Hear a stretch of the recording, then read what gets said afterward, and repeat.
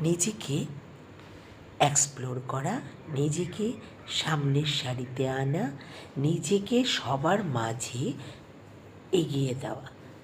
বলুন তো দেখি, এই ইচ্ছাটা কজনের থাকে না? সবার থাকে। আমরা এই ইচ্ছাটাকে কেউ দেখাই, কেউ দেখাই না।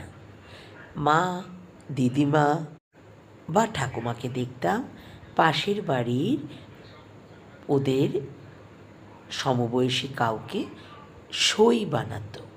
তার মানে কি, নিজের জানা গণ্ডিটা থেকে নিজেকে বের করে নিজের মনের কথা আরেকজনের সাথে শেয়ার করা, সেটাই ছিল ইচ্ছা। তার মানে হচ্ছে নিজেকে একটুখানি এগিয়ে নিয়ে যাওয়া।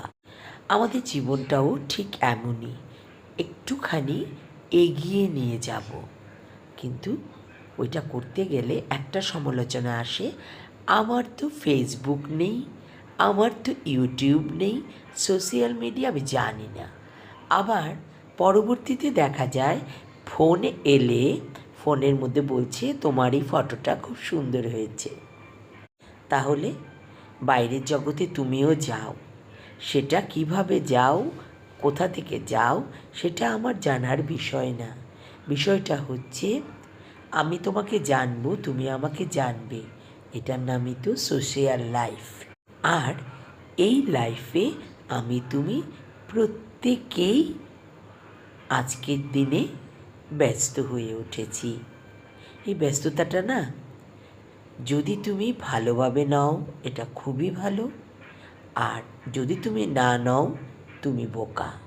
কারণ এই জগতে থাকতে গেলে তোমাকে অ্যাডজাস্ট করে থাকতেই হবে। সেটা শুধু তোমার রান্নাঘর কিংবা ড্রয়িং রুম না, সব কিছুর মধ্যে।